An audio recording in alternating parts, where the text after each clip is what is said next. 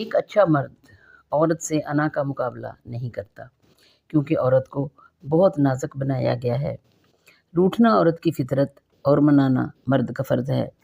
دوسرے لفظوں میں آپ یہ بھی کہہ سکتے ہیں کہ عورت کا روٹھنا سنت عائشہ سلام اللہ علیہ اور مرد کا منانا یعنی شوہر کا منانا سنت نبی کریم صلی اللہ علیہ وآلہ وسلم ہے۔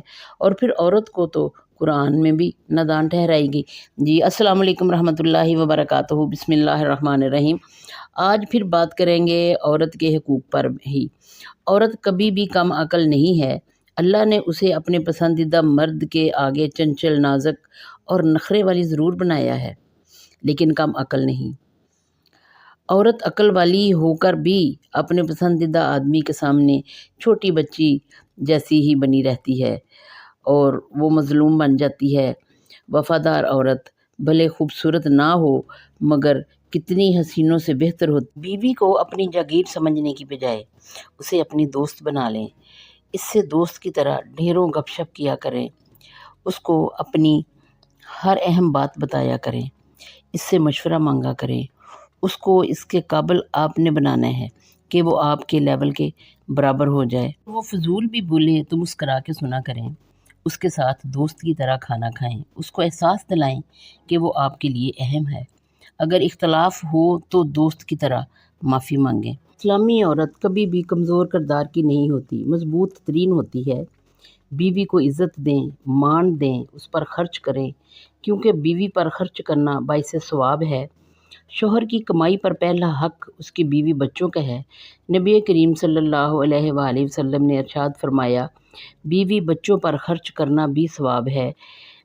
بیوی کو پیار سے دیکھنا، لاڈ کے نام سے پکارنا اور عزت دینا سنت رسول ہے۔ بیوی کو خاموشی سے روتے دیکھنا اور پھر بھی کچھ نہ کہنا شوہر کو اس کے رتبے سے گرا دیتا ہے۔ رشتے صرف وعدوں سے نہیں احساس سے بنتے ہیں۔ اس کی آنکھوں کا نم ہونا تمہارے رویے کا آئینہ ہے، اسے پڑھو، سمجھو۔ جو شخص اپنی بیوی کو خوش رکھتا ہے اللہ تعالیٰ اس کے رزق میں برکت عطا فرماتا ہے اور قیامت کے دن اس کی نیکیوں کا وزن بڑھا دیتا ہے۔ اپنی بیوی کو راضی اور خوش رکھیں، کیونکہ خوشی دینا نہ صرف دنیا میں بلکہ آخرت میں بھی آپ اس کی نیکیوں کا پلڑا بھاری ہو جاتا ہے۔ عورت کے چہرے پر تمام رنگ مرد کی وجہ سے ہوتے ہیں، چاہے وہ خوشی کے ہوں یا غم کے۔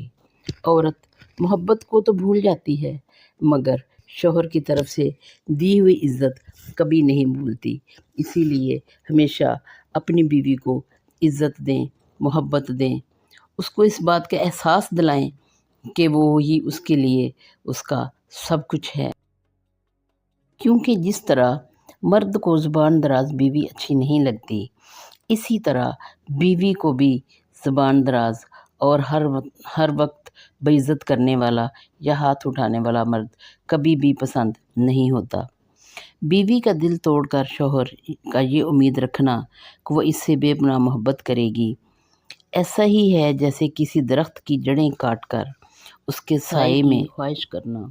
شوہر کا اصل امتحان یہی ہے کہ وہ بیوی کی عزت کرے، اس کی خوشیوں کا خیال رکھے اور ہمیشہ اس کے لیے اس کا سہارا بنے۔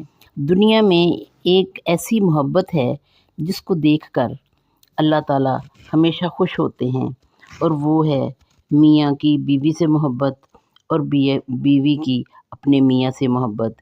میاں کا اپنی بیوی سے محبت کا اظہار اپنی بیوی کا ماتھا چوم کر کرنا سنت رسول ہے، مگر افسوس اس بات کا ہے کہ آج کا شوہر نہ تو ان باتوں کو سمجھتا ہے اور نہ ہی ان پہ عمل کرنا پسند کرتا ہے۔ قرآن پاک میں اللہ تعالیٰ نے ارشاد فرمایا ہے کہ عورت کو مرد کی ٹیڑھی پسلی سے پیدا کیا گیا ہے، لہٰذا اس کو سیدھا کرنے کی کوشش مت کرو۔